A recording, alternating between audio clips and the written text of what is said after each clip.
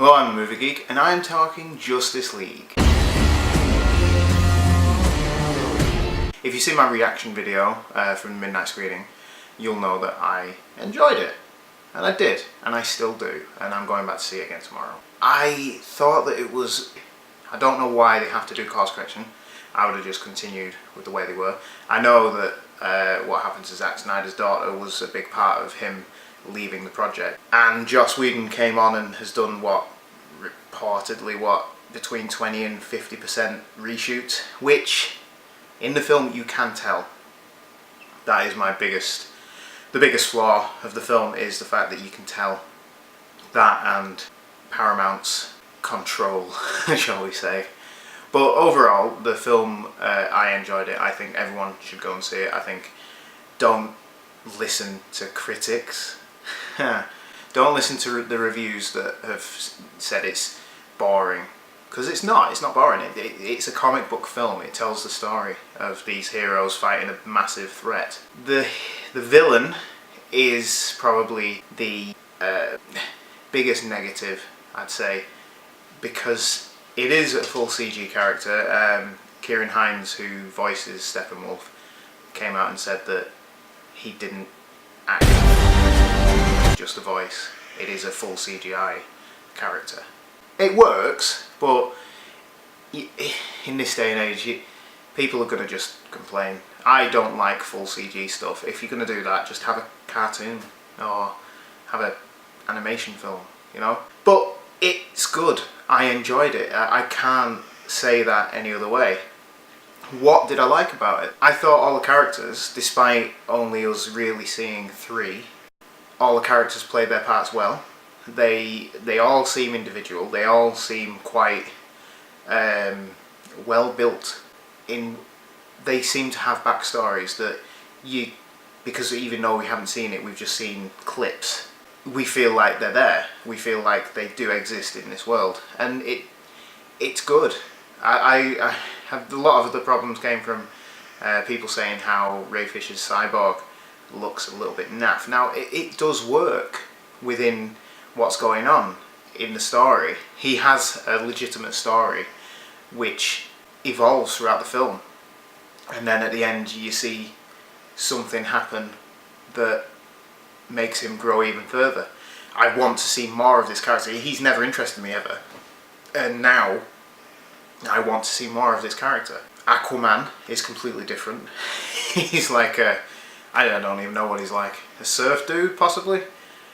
But he does it well. He's really good. And I'd say that a lot of the shots that we've seen of him in the trailers are probably his best, but there is some other standout moments and character development which works, and it is quite good. And I would say this is part of the reshoots, but again, it works. His character is strong, and I want to then go and see a standalone film. I think that comes out next year, so I'm looking forward to that. I can't wait to get back into this world. Who have we else? We've got The Flash. Again, we saw him in a short video in Batman v Superman, and in the Flashpoint or time travel moment, or possibly dream. And even that, I've heard a lot of people say that it's not referenced in this, but it does get referenced. It's Lois! It's Lois Lane! She's the key! It's subtle, or maybe I'm looking into it too closely, but it is subtle, it is there. If you remember what the Flash said in Batman v Superman, Bruce Wayne has taken that on board. I don't want to go into spoilers too much, but the Flash as well, he comes across a little bit autistic in the way he is, and the way he continues, but then I suppose the way he talks is sped up. He is his mind is running at a mile a minute or whatever, and it's good. It's not too jarring, but then I suppose we're comparing him to Grant Gustin on the Flash TV show as well, which he shouldn't, because he's completely different. But he's the same. It's really difficult to say. Oh, I don't know. But yeah, no, he was good. I enjoyed him. He is, in the film, the weakest character. And when I say that, I mean he is... You've seen the trailer clip. Again, trailers, I hate you. You're supposed to whet the appetite, not show the film. But that is another day to talk about. You see the Flash say, I've just pushed some people and run away. It all makes sense. They do build on what he says, and they make sure that that reference is there. You see him stumbling and not being able to do stuff, and it's good. It's showing that he is new to this. This is kind of his first outing as this hero, and I liked it. And again, it's a shame that it's not coming out in February or whenever it was supposed to be coming out, but I can't wait for Flashpoint. And if they bring back, I can't remember his name, if they bring back Negan from The Walking Dead, that'll be great. And then they can also interlink Batman v Superman. That is if Ben Affleck stays. Ben Affleck as Batman, again, he is really good. I had an argument today on my Facebook page, at The Ultimate Movie Geek, with someone who was arguing Christian Bale this, Christian Bale that. I like Christian Bale, but his trilogy was made to show the story of Bruce Wayne becoming Batman. He had 3 films in the life of Batman, and it is a character study. That is all those films are. Of course they're going to have more depth and character. Batman v Superman gave us a 20-year-on veteran Batman. He is jaded. He's crossed the line because of the death of a Robin, and it takes the death of Superman to bring him back. And it works. Ben Affleck pulls it off perfectly. Too many P's in that sentence. It's good. He is good, and he brings the team together. He's full of doubts. He's full of guilt.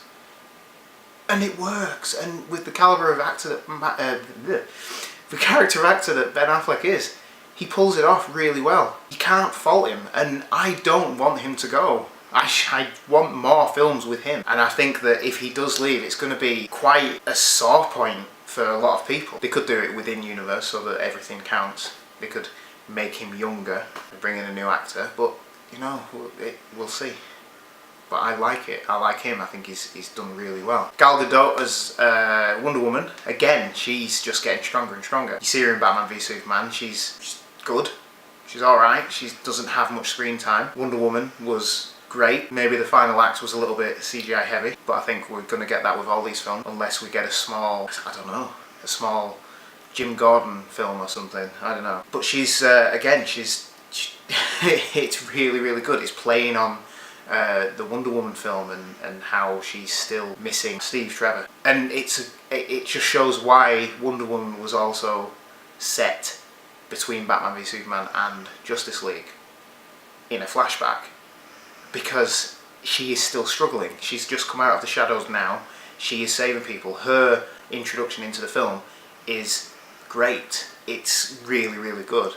And it's quite nice to know that we've got Wonder Woman looking after us over here in Great Britain.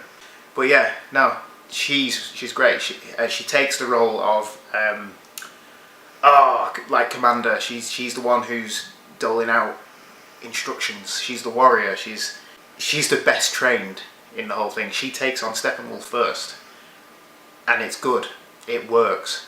Who else did I talk about? Who else have I missed? I had Cyborg, Aquaman, Flash, Batman. No, that's it, isn't it? Yeah, because Superman's dead. Right, okay. I'm going to just dip into spoilers now, okay? Superman comes back. And it's great! They do it so well. But if anyone has heard the news about Paramount and the fact that Henry Cavill is in Mission Impossible, whatever number it is, 6, 7, I don't know. And he's got a moustache. You can tell that they didn't want him to remove his moustache. I know it's easier to put on a fake moustache. You think this beard is real? It's not. I'm not going to pull it off, but just believe me. It's noticeable, and it's a shame because it looks like that Joss Whedon's reshoots accounted for a lot of the Superman stuff. But again, favourite superhero, I look past that, and the way they've brought him back, He's left all the melancholy and all the brooding in that coffin, and he's back. You even get John Williams' score, which I said they should do. They brought some of the John Williams score back, and it works in the way they did it. And I'm hoping they're going to incorporate it a little bit more. It's a shame that Hans Zimmer isn't on these films anymore, because I feel like the gravitas of his music has been taken away, and it's now gone back to. I don't want to badmouth Danny Elfman because he is good, but he's not Zimmer. But overall the film is good, and the new character of Superman is extremely good, and there's a lot of scenes with him where it's just good. That's all I can say. I don't want to go into spoilers. The way he comes back, it's just entertaining to watch. It's quite nerve-wracking to start with, and then it happens, and then he's there, and then they all meet, and it's great.